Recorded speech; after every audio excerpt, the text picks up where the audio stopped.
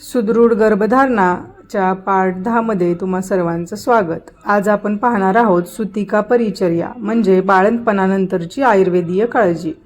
गर्भधारणा आणि प्रसूती हा स्त्रीच्या आयुष्यातील सर्वात मोठा बदल असतो, पण बाळ जन्मल्यानंतर आईची योग्य काळजी घेतली नाही तर पुढे कंबरदुखी, सांधेदुखी, वजन वाढणे, केस गळणे, थकवा आणि हार्मोनल समस्या निर्माण होऊ शकतात।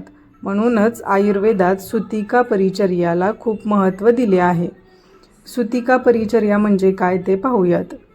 प्रसूतीनंतर साधारण 45 दिवस ते 6 आठवड्यांचा कालावधी सुतिका काल म्हणून ओळखला जातो। आयुर्वेदानुसार प्रसूतीनंतर शरीरातील धातू क्षीण झालेले असतात आणि वातदोष प्रचंड वाढलेला असतो।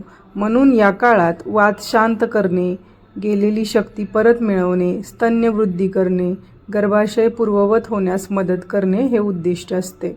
त्याच्यासाठी उदरबंधन म्हणजे पोट बांधणे।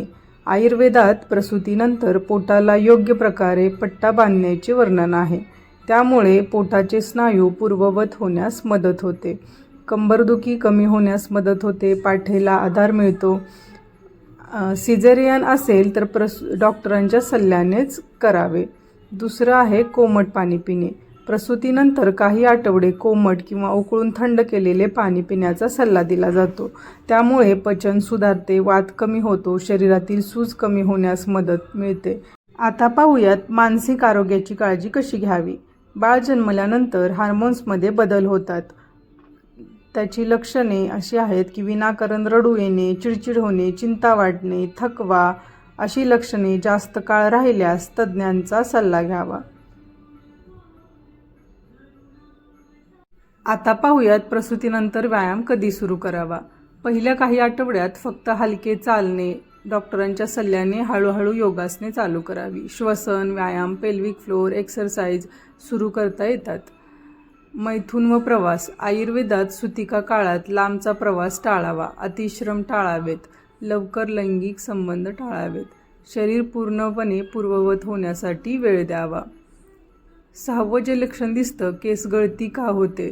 प्रसूतीनंतर हार्मोनल बदलांमुळे 2-4 महिन्यांनी केस गळती सुरू होऊ शकते। यासाठी पौष्टिक आहार घेणे, पुरेशी झोप घेणे, आयुर्वेदिक रसायन चिकित्सा घेणे उपयुक्त ठरू शकते। पाहूयात सुतिकाचा आहार कसा असावा।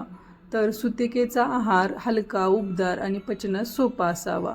खाण्यासाठी तुपाचा वापर भरपूर प्रमाणात करावा। मूगडाळ खिचडी, शतावरी कल्प, डिंक लाडू, मेथी लाडू, अळीव लाडू, गरम दूध, सूप व पचायला हलका आहार घ्यावा। कोणत्या गोष्टी टाळाव्यात तर थंड पाणी, फ्रीजमधील पदार्थ, आईस्क्रीम, कोल्ड ड्रिंक्स, जास्त तिखट व तेलकट पदार्थ हे टाळावे। पाहूयात सुतिकेमध्ये अभ्यंगाचे महत्त्व। आयुर्वेदात बाळंतिणीला नियमित तिळाच्या तेलाने किंवा वातशामक तेलाने अभ्यंग करण्यास सांगितले आहे। त्यामुळे शरीरातील वात कमी होतो, कंबरदुखी कमी होते, सांधे मजबूत राहतात, रक्ताभिसरण सुधारते, शरीराला ताकद मिळते। अभ्यंगानंतर कोमट पाण्याने स्नान करावे। विश्रांती आणि झोप। नवीन बाळामुळे आईची झोप अपुरी होते, परंतु या काळात शक्य तितकी विश्रांती घ्या। बाळ झोपले की आईनेही झोपावे। जास्त श्रम टाळावेत, वजन उचलणे टाळावे।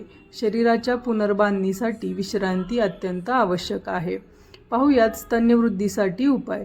आईचे दूध बाळासाठी सर्वोत्तम अन्न आहे, त्यामुळे स्तन्यवृद्धीसाठी शतावरी कल्प, बडीशेप, अळीव, तूपयुक्त आहार, पुरेसे पाणी याचा उपयोग होतो। तणाव कमी ठेवणे देखील तितकेच महत्त्वाचे आहेत।